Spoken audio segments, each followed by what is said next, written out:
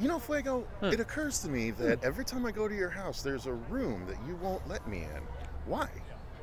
It's no reason important. Definitely don't have anyone hiding down there. Certainly not the devil. I don't know if I believe you.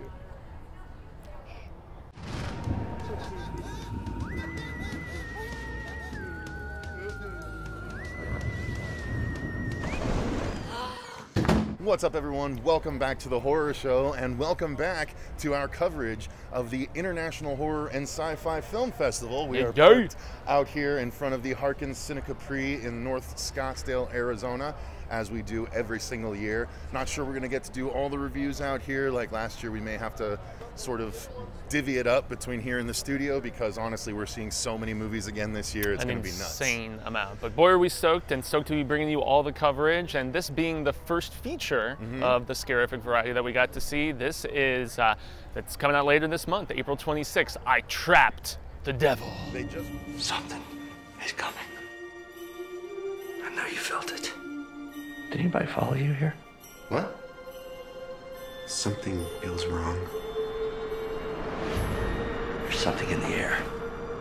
A presence. It has been around for as long as anybody can remember. What have you done? There is something evil locked behind that door. Please help me. They just released a trailer for this about 4 days ago as we record this. I'm going to try and get it up tomorrow if I can. But yeah, this movie is coming out very soon, and I guess we're going to answer the question, is it worth your time, since we just saw it early? Now, we'll do this review like we normally do them. We'll talk about our overall thoughts. We'll talk about the story, the acting, the effects, definitely the sound in this one. Played a huge part. Huge role. So let's get into it, Fuego. Yeah. Why don't you go first? Yeah, so overall impressions, this is the feature directorial debut from a guy named Josh Lobo, who actually worked on the art department for Dave Made a Maze. That was his only previous IMDb credit, but yeah, he wrote, he directed, and he edited this, and you've got a couple like minor faces in horror that I think all did pretty solid performances. AJ Bowen, Jocelyn Donahue, who was in one of the Insidious movies as a young Laurie or Lorraine or something like that, and so she was in House of the Devil, I believe, a couple different shorts like Holidays, and all the creatures were stirring. So she was the face that I recognized in this. All the creatures were stirring, which we saw here last year. Exactly right. Yeah, but overall impressions, it's a slow burn. It's I Have Seen Midnight. Their stuff is typically not like shock and awe horror. You know, it's this brooding, building kind of stuff. And overall, I was really intrigued by the direction that this film went with. It's definitely not going to be one for everybody, but I think the art house horror crowd is really going to dig it. I thought performances were good. Story was interesting. Yeah. If you're an A24 fan, you're going to really like this movie. And but here's the weird thing: they are very hit and miss with me, and generally, their versions of this kind of film doesn't really knock it out with me. But my thoughts are, I actually really enjoyed this one. I love the idea behind it, and then I was like, okay, how are they going to execute it? Because it is a really cool idea, and as soon as the stuff that started to happen that I was hoping would start to happen did, then I was like, okay, I'm on board. It took a little longer. It takes a little bit of time than I was hoping, and as soon as it happened, as soon as one person starts approaching the door, I was like, okay, we need more of this, like a lot more of this. And we did get more of it. We didn't get as much as I was hoping. Agreed. Yeah. But I did really enjoy the execution of the idea. Yeah. So let's get into the story. So basically what happens is a man and a woman show up at a house that he, partly owns because it's his family home. And he shows up and expects to find his brother there, and he does. But his brother is acting very, very strange. Super sketch. And when it doesn't take long to find out why, his brother pretty quickly comes clean and tells tells him, I have something I have to show you. Takes him downstairs and shows him that there's this door. Yeah, do you trust me? Very Aladdin. There's this door down in the basement that is, it was kind of a dark red door, right? Very well lit. It's got three, padlocked sort of latches on it and a giant cross you know, mounted to the door, and heavily fortified. And so he basically says, "I've trapped the devil, and you know, he's a force of evil, and he keeps trying to get out, but I know something's coming. He's going to get out soon, that kind of thing." And so he kind of asks for his brother's help, and his brother and his wife, who pretty right off the bat think he's nuts, have to experience it with him and decide for themselves whether he is or not. Yeah. That's the long and short of the story. So, Fuego, start again. What did you think of how the story was executed? Yeah, once again, as you mentioned, it starts out a little slow. There is enough like one-sided bits of dialogue and things like that where you're just like, okay, let's build on this premise because I'm intrigued and I want to see things develop. But second act I thought was especially strong, which is where we finally, honestly, right when there starts some talking from the other side of the door. Don't want to answer, shouldn't answer. Yeah, in this case, you really didn't want to. I don't know what he thinks I've done, but he's never gonna let me leave here. But that's where the intrigue level started to build, and then reality almost started to become slightly askew for the crazy brother, the one who's been living at the house and has been all disassociative and everything. And so I thought that was some cool building and whatnot.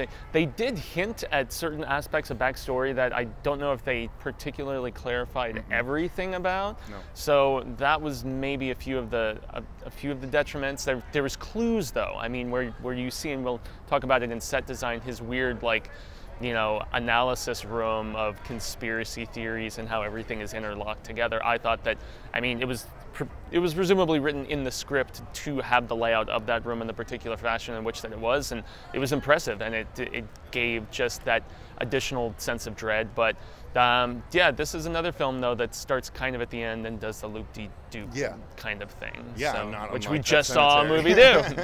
So that's the story, and I actually liked how it progressed as well. And I was the problem with A24 for me a lot of the times is, do they stick the landing? And in this one, I felt that they did stick the landing. So I was happy to hear that. Yes, I happy did. to see that rather. Without revealing anything, I enjoyed the ending quite a bit, Yeah, actually. absolutely. I really did. And when I saw, you know, when I saw the ending, I'm trying to dance around it. I don't want to spoil it, but I was like, that's so disturbingly appropriate. Yeah, big time, in fact. I saw it, I was like, ooh. And it also gave me more questions with that revelation because of the fact that he says at one point there's more coming. So, and, you know, yeah.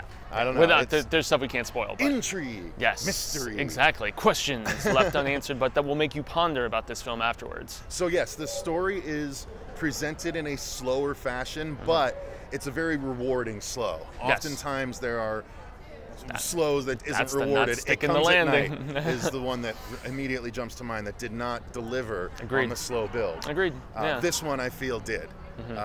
May not deliver in the biggest, broadest, bombastic fashion, but it did deliver for sure. Yeah, So, it honestly made me think of, even though they're drastically different films, another I Have Seen Midnight that we saw here, which was a dark song, which was like the whole just vibe and mood and things like that, and how like is it really going on? You know, the whole, you know, is this person crazy, so on and so forth. But got a happy crowd over there. Yes, so we do. Hopefully these microphones are working very well. Otherwise, you guys are going to have to fight through it. Acting, take a picture of it, actually. Oops. Yoink. Yeah, let's get into the acting. It was strong. It was strong in this, I thought. I agree. Honestly. I agree. And there's only 3 people pretty much throughout the whole movie, so there was a lot for them to shoulder, but chemistry was good, and just the wavering just of, is this really happening or not, that the film, and you needed the characters to really get that across. They sure as hell did, I thought. Yeah, absolutely. Yeah, the acting is definitely a shining force in this film. But, you know, the couple are properly flabbergasted, and you know, are also play very proper roles respectively in how they're dealing with the situation and how the situation progresses and how they react to it. Yeah. And then the brother that may or may not be just completely disturbed. He is definitely disturbed no matter what. But yeah, just to what extent is the question. Yeah, and also, I mean, even though it's just voice acting from the other side of the door, adequately creepy, man. Oh, genuinely was. I mean, beyond. I literally leaned over to Fuego at one point. I was like, "That's an excellent that's awesome. voice." Yeah, yeah. The voice that they got was so good, and I was like, I feel like it was actually played maybe by a couple of different actors at one point. I almost heard like multiple voices at certain times, which is especially. And one creepy. of them I recognize from. It's been in a lot of horror movies. He's kind of plays an older, sometimes sheriff, sometimes hick, but usually, anyway. If you watch the movie and you hear the voice, you may recognize it also. But and the way that voice just fluctuated between like despair and craziness and all this other stuff, it really like small and kindness and stuff like that. It was great voice acting, man. I mean, acting doesn't have to just be the body language and the actual bits of that. So well, and let's go ahead and use that to segue into the sound. We have to, because I think it was a major thing. Not only sound design of vocal effects and things like that, but the actual score played a huge role in this movie. I mean, there were numerous times when they just fade the actual sound of the film down, fade the score up, and just do silent montages to this really creepy, like it's not even, I wouldn't even describe it as very musical. I would more. It's very discordant. It's discordant overtones and things like that fade up and fade down and really crescendo at times and just they added so much additional additional music is telling tread. you what you should feel while you're watching these montages and stuff, but it does such a great job. But I wonder if it's a detriment to the film that I really noticed it every time, where I was like, damn, the music's really overpowering right now. It didn't feel as seamless. Yeah, well, it was so good, but I was so focused on it. I was like, I wonder if it's bad, if it's pulling me out of the movie enough where I'm like, this is really good, but it's that much of an onslaught, overpowering at times. Yeah, but I still really enjoyed it. I loved the the actual composition and the way it aided the movie the way a good score should. Agreed. Yeah, and we have to mention the voice modulation that they put on. I mean, at least a little bit, because it added a genuinely demonic, creepy feel to this voice on the other side of the door, and just the shifting pitches and going low and just, I don't know, man. You leaned over and mentioned it right away for a reason, because it was awesome. It was my favorite scenes in the entire movie. I think a lot of them were those. Well, and I figured with this premise, the best scenes are going to be people interacting with whatever's behind the other side of the door. And I wasn't wrong there. I think it was really great, and it's just fun to see how it unfolds. And then it does sort of become a bunkerish movie, which I'm not generally a fan of. But he's not generally genuinely a fan of those. But this one didn't really bother me, so I enjoyed it. Now, I will also say that well, did you have any other thoughts on the sound? Not as much to that. I want cinematography, maybe. Yeah, that and the effects and stuff like that, because they do some weird stuff with these TVs. Also, this is very like under the radar, a period piece. It was like 70s, 80s-ish. I mean, you can tell just probably 80s, I'm assuming. I mean, based on the type of TV, based on all the cassettes in the home, and things like that, type of telephones. The family TV from when they True. were kids and stuff. I guess it could be. It was the family phone. Yeah, I don't know. Yeah. It's kind of tough to determine. But I guess it left it vague enough. Yeah. But the stuff with these weird old TVs, man, like it's almost like Ghost in the Machine type effects that they had going on at times, where you're seeing almost like creepy faces in them, or at least just silhouettes of people. And there were actually some really subtle visual effects at times too. Like there was a time when a character was asleep, and then a sound occurs, and you see like this wave, like the whole scene like has this wave, like you're hallucinating almost. I do recall the scene you mentioned. And the person wakes up right afterwards. I was like, oh, that was really cool and really subtle. Yeah. So I like those kinds of effects when they do them in movies. It's not by any stretch an effects-heavy movie. No, there's some gore effects, but a little bit. Not I many. Mean, yeah. There's some some bloodshed. The dread, this movie. It is, and I mean, so many films, like you said, and A24 is unfortunately, one of the worst perpetrators of this, is just having the brooding build up and then just not actually getting to anything. This actually does get you somewhere, but.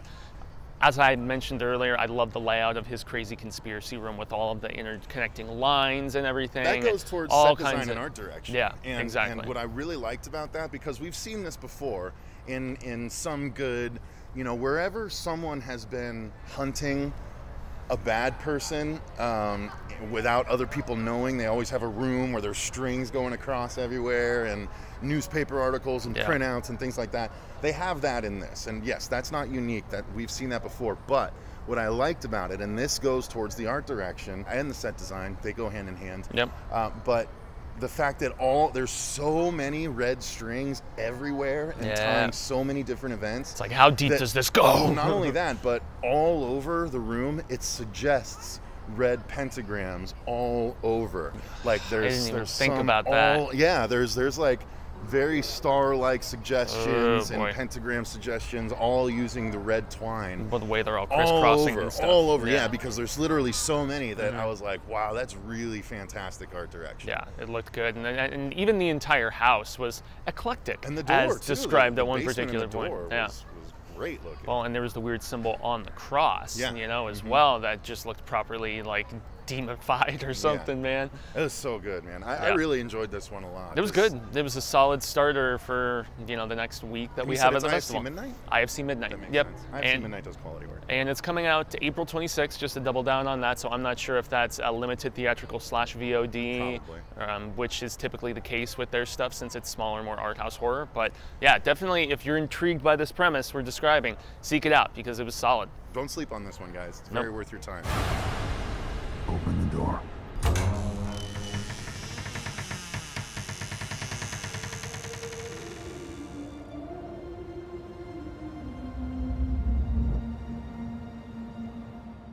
That's going to do it for our review of I Trapped the Devil. Just want to say thank you very much to Monty Yazzie from the International Horror and Sci-Fi Film Festival and Jason Carney from the Phoenix Film Festival, which is the overall thing here, as well as Patrick and all the people over at Allied Global Marketing for helping us get access to get in and review these movies. Grande gracias, we appreciate it. And if you see this while the festival is still going, it runs until the 14th of April here at the Harkins Scottsdale 101 Theater. Probably another week by the time I get this up. Exactly. So yes, if you get the chance, jump on phoenixfilmfestival.com and you can check out the entire schedule. This was the only showing of this one though, right? Unfortunately, yes. This is there's some movies that are showing multiple times, and then there's others like this that are just a one-off and then they're done. So. But if you do have a chance to get down here, I highly suggest getting down here for next Saturday's Nightmare Cinema. Because that's an it's awesome screened anthology. already, and I'm stoked to see it. I'm really pumped about it. So, all right, guys, thank you again for watching. If you want to become a Patreon and support the channel that way, click that link in the description box down below. If you can't or don't want to support us directly like that, you can always just support us by clicking the like button on this video and subscribing so you see all of the Phoenix Film Festival, International Horror and Sci-Fi Film Festival film reviews that we're going to be doing for 2019. So thanks again for watching. I've been Cecil Laird. Gracias, I've been Jaime Fuego. And remember, stay scared.